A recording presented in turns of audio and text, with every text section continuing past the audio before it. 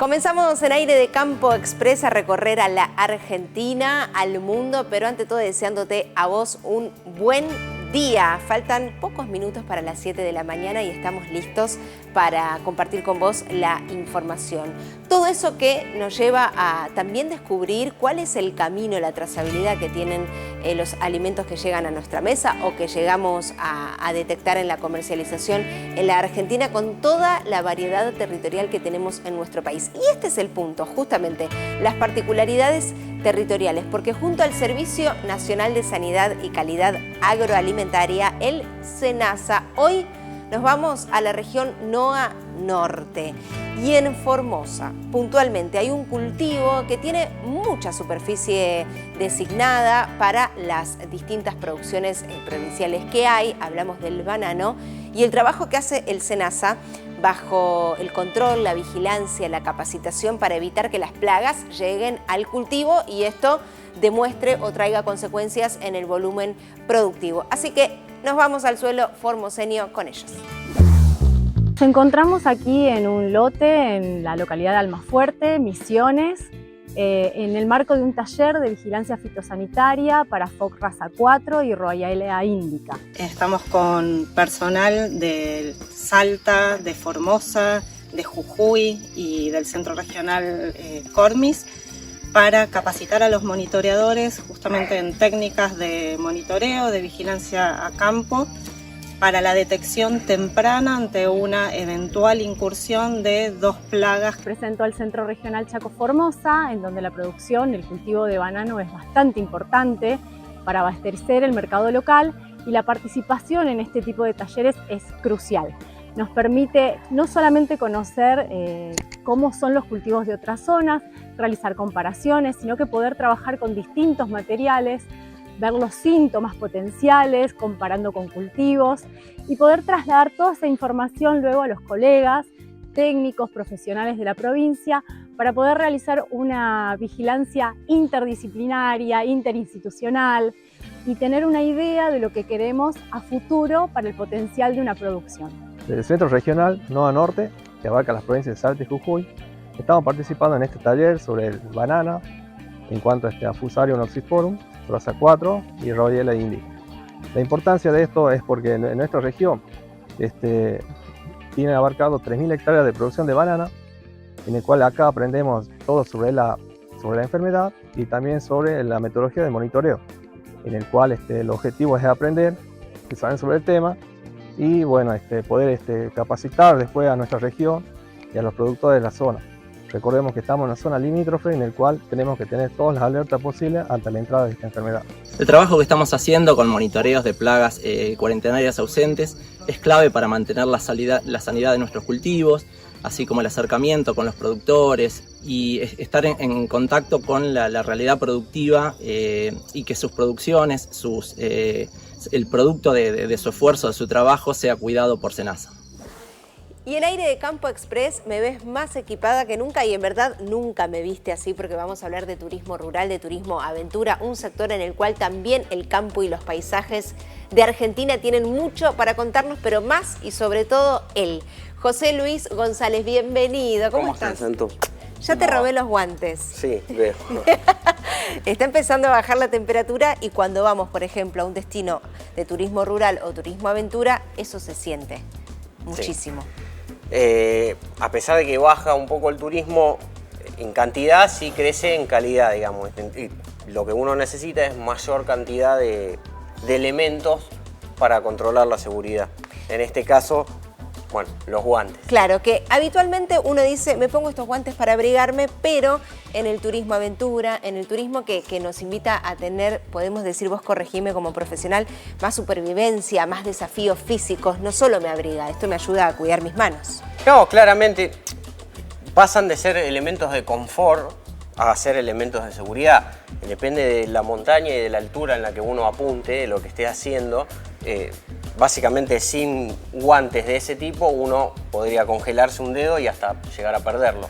Sí, lastimarse por supuesto. Nos vamos al frío, nos vamos de vacaciones un fin de semana. Por ejemplo, no sé, vos podés proponer un destino, pero a mí se me ocurre un trekking muy vertiginoso en Sierra de los Padres. Pongo un ejemplo. Buen ejemplo. ¿Es un buen ejemplo? Sí, estoy aprobada, no lo puedo creer porque te juro que no estudié. No, sí, esto es un chiste nada más. Sí, estudié por supuesto, pero bueno, no sabemos específicamente a priori qué es más o menos riesgo, más o menos desafío para quienes estamos eligiendo solo un destino turístico. Ahí estás vos para decirnos qué no nos puede faltar. Claro, bueno, esa es la tarea más importante del guía, ¿no? El aconsejar, el preparar a la persona con lo que se va a encontrar después. ¿Por qué? Por Sierra de los Padres no es un lugar que tenga mucha altura, no suele ser muy frío en referencia a, por ejemplo, ir a Bariloche o otros lugares del sur, pero a diferencia del clima del sur sí tiene mucha humedad. Entonces eso hace que la percepción corporal, la sensación térmica sea mucho más elevada. Y al momento en donde uno se mojó, se humedeció un guante, una media, ahí ya la sensación del frío es mucho mayor. Cambia todo ahí. Para esto tenemos una super campera. Claro.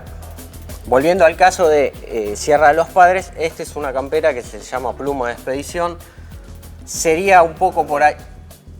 Ahí está, es esta. Un poco excesivo. Ahora, para el momento de confort, que sería para la noche, para el descanso, es el elemento ideal, es un elemento de seguridad. Y ante un accidente uno tiene que tener esta campera porque es lo que te va a dar el tiempo para poder esperar y generar la evacuación de la persona que no se va a poder mover de manera segura y que la persona esté confortable. José, ¿cuál es el lugar más frío de la Argentina y también el más desafiante como guía? ¿Cuál crees que es? ¿Cuál sabés que es? Y te diría que para muchos te van a nombrar Aconcagua. Claramente Aconcagua es el destino número 1 de Argentina porque es el punto más alto. En lo que respecta al lugar más frío en particular, no sabría decirte uno, porque en realidad eso varía mucho según la altura. A medida que uno empieza a subir, la temperatura empieza a bajar, la sensación térmica baja demasiado también y ahí hay un factor determinante que es el viento.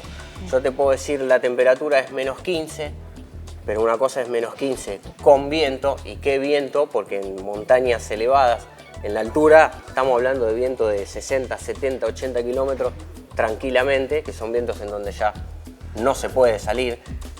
Uno tiene que resguardarse y si te tocó estar en un campamento de altura, mantenerte, rogar que no se rompa la carpa y ir controlando los elementos para mantenerlo firme y nada, eso es lo elemental en altura. Por eso en ese momento la campera de expedición es un elemento que ya deja de ser de confort para ser un elemento vital. Sí, supervivencia, ¿verdad? Claro.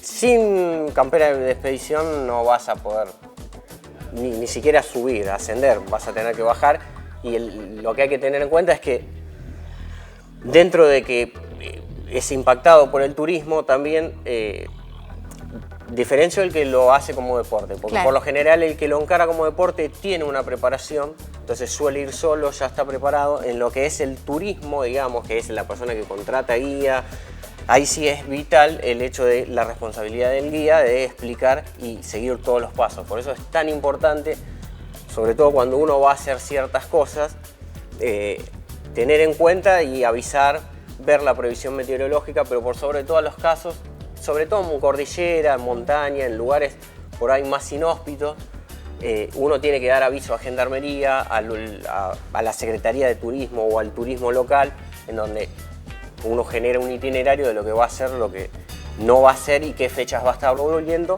como para tener un margen de saber de que alguien te puede ir a socorrer ante una eventualidad.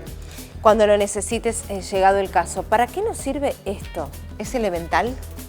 Bueno, era un poco lo que estábamos hablando. En el caso de acá podemos ver una piqueta. La piqueta es elemental cuando vos tenés cruce de glaciar. Es un binomio, ¿no? La piqueta junto con los grampones. Nuestra cordillera está llena de glaciares.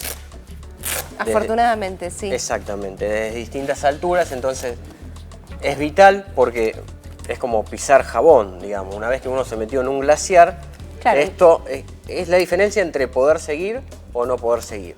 básicamente. El grampón es para poder avanzar, en este caso es un elemento básico, y en el caso de la piqueta es un elemento que uno lo puede utilizar como bastón, y por sobre todas las cosas, ante una caída, es el elemento en el que vos tenés que girar y esto te puede llegar a detener. El caso quizás más emblemático es Lanín, en donde es una montaña que no es tan alta, pero sí requiere todos los elementos de seguridad técnicos que requiere, por ejemplo, Aconcagua. Aconcagua, por la vía normal, no requiere tantos elementos técnicos como sí lo va a requerir Lanín. Lo que pasa con Lanín es que es más empinada, corregime si no es así, tiene como... El grado de inclinación es, igual creo que es una falsa percepción de seguridad que genera el Lanín comparado a Aconcagua, porque el Lanín es más bajo, no hay tanta altura, pero no deja de ser una montaña que técnicamente es más difícil que Aconcagua por la ruta normal, ¿no? Aconcagua por la ruta normal, si no hubo grandes nevadas, quizás no se cruce nieve. En Lanín, el 90% de las veces sí. Excelente. Que la mochila también tiene lugar para muchos otros elementos. ¿Algo más acá que no nos puede faltar? Y acá como elemental, mira, te voy a mostrar acá. Desencillamos. Desencillamos, sí, acá hay pilas, linternas, pero por sobre todas las cosas... Bien, la tecnología. Eso te iba a mostrar. Hay algo que son elementos, bueno, en Lanín, como en Aconcagua, son requeridos, son para básicos. La comunicación, mira, lo vamos a mostrar ahí. Esto es un radio. Que es el handy, claro, el handy, y este es el GPS, que a diferencia de otro GPS, lo que tiene, la ventaja de este GPS es que tiene mensajero satelital. Entonces, ante un eventual accidente o tener que pedir ayuda, no tengo más que apretar el botón y esto dispara una alerta y ahí va a Estados Unidos y de ahí se dispara hacia con la localidad donde uno tiene. Igual se pueden setear y configurar mails y sale disparado el mail a donde, entregando el punto en donde vos lo apretaste. ¿Cuál es el desafío más grande de guiarnos? Digo, porque vos trabajás con grupos o trabajás también de manera personal y pienso, algún desafío debe haber en territorios tan desafiantes. Mira, guiar de por sí es un desafío en sí mismo, porque vos tenés que entender que tu motivación no es la misma que la de otras personas. Entonces vos tenés que entender cuál es la motivación de esa persona para en base a eso saber que muchas veces la persona va a buscar una experiencia y no necesariamente una cumbre. Dentro del montañismo hay, como habíamos mencionado antes, filosofías o pensamientos muy variados. Tenés el que tiene una mirada muy deportista y va por la cumbre y quiere buscar, llegar, conquistarlo, por así decirlo. Y hay otra mirada que ahora empezó a resurgir un poco, una mirada más profunda, más filosófica si se quiere, y también, tal vez hasta en cierto punto más autóctona, que es un poco la mirada que tenían los nativos nuestros de acá, los incas mismos, que es de ver las montañas como una deidad, como una persona más, como un espíritu. Entonces ahí ya empieza a ser más filosófico, religioso en el caso de los incas inclusive, pero en el caso de las personas hoy hay un movimiento muy grande de ir a buscar algo que es algo interno para cada uno. Entonces muchos pueden llegar de que quieren llegar a la cumbre, y hay gente que por diversos motivos lo encontró antes y se queda satisfecho y valora eso. ¿Vos cómo elegiste dedicarte a esto? Yo llegué medio que honestamente de casualidad, como muchos. Yo trabajo aparte en sistemas, soy analista de sistemas, en una salida entre amigos, Tandil, Córdoba, y bueno, de ahí salió que el punto más alto de Buenos Aires es el Tres Picos, de ahí llego al Tres Picos y ahí siempre hay un poquito, uno más alto, uno más alto, uno más alto, y ahí bueno, después me empecé a encontrar con que al salir de manera autónoma había cuestiones que no sabía resolver del todo, y ahí es donde después me pongo a estudiar como guía. Claro, donde aparece el miedo, posiblemente empezó la formación. Sí, en realidad el miedo está medio que todo el tiempo, pero ahí aprendes a gestionar eso, que es lo importante de capacitarte y saber dónde te estás metiendo, asumir riesgos y no dejar que el miedo te controle o te domine. Gracias, José Luis González, por estar acá con nosotros. Muchas gracias, Santo. Me quedo con ellos, no, mentira. Nos vemos en la próxima edición de Aire de Campo Express y estamos equipadísimos para seguir informándote.